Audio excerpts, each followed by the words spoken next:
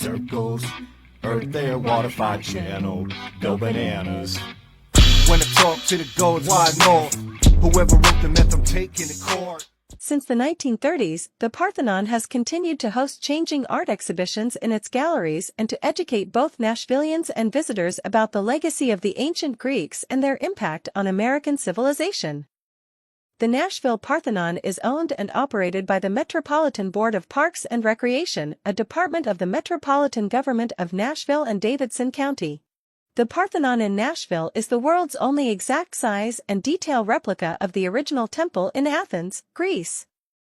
When Tennessee celebrated its 100th year of statehood with the Tennessee Centennial Exposition, Nashville took advantage of its nickname Athens of the South and built the Fine Art Building as a copy of Athens' most famous building and the epitome of Greek classical architecture.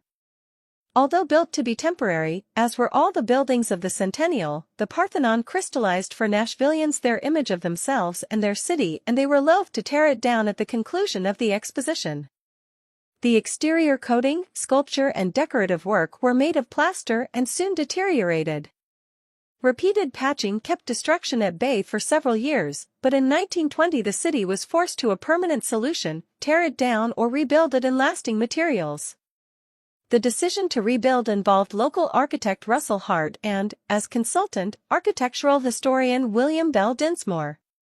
The roof, expanded walls and load-bearing columns were made of reinforced concrete, the novel new building material of the 20th century. The brick walls and non-load-bearing columns of the 1897 building were retained and incorporated into the new construction. For the permanent surface treatment, Hart selected a cast concrete aggregate, using a formula developed by John Early of Washington, D.C. This material was used for all exterior surfaces as well as the roof tiles, decorative work and sculpture. The firm of Foster and Creighton were the general contractors for the rebuilding.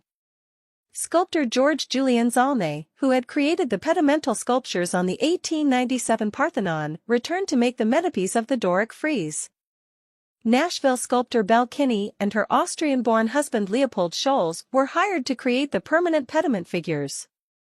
To assist them in creating figures as close to the original as possible, the Park Board purchased from the Victoria and Albert Museum a set of casts of the original marble fragments. Work on the exterior of the building was completed by 1925. The Parthenon built for the Centennial was not a replica on the inside. Its interior was a series of galleries for exhibiting the enormous collection of paintings and sculptures borrowed from Europe and throughout the United States for the exposition. The permanent structure, however, was to be a complete replica and as accurate as scholarship would allow, recreating the camber of the horizontal lines, the inclination of columns and walls and the entasis of the columns. Due to various financial crises, work continued haltingly until its completion in 1931. When the doors were opened to the public, two major elements were still missing: the great statue of Athena in the naos and the Ionic frieze on the exterior. Donations for the Athena accumulated over the years, and in 1982 the Park Board commissioned Nashville sculptor Alan Lequire to recreate the 42-foot statue for the interior. This monumental task took almost 8 years. The statue was finally unveiled on May 20, 1990, generating much excitement and a renewal of interest in the Nashville Parthenon as an icon of the city. Additional money was raised during the next 12 years, and in 2002 the statue was finally completed with gilding and painting. Iconography of her very epithets and things attributed to the goddess.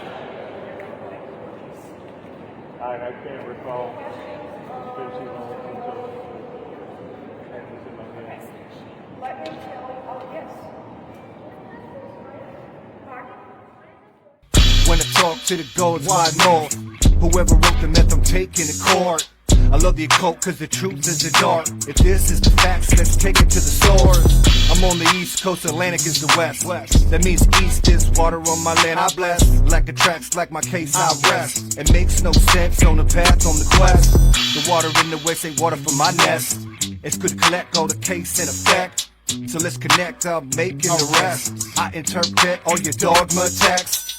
So let's respect everything that's correct. craft is stagnant, let's refresh. Buffer that browser, be my guest. Question the craft while I look at my past. A modern day Horus, guess who's back? I might kiss a flat, but don't you dare ask. I question the craft and I like to unmask. Witch hot wisdom, how you like that? Circles, everybody wanna be commercial. Make purple, circles, earth, air, water, fire channel. Go bananas. Elemental spirits vanish in the end. Why do you tell something in you to leave? Always around is the air that you breathe. Always the fire inside your veins. Always the water in your body to maintain. Always the earth in your bones to stand. Why would I rid of these things that I am? I am that I am, and these things do I have. This is my truth, I am Aries the Ram. Making the path was not in my plans. It's something that is already done, it is witchcraft life, yeah, this is my brand. Ancient wisdom, ain't it just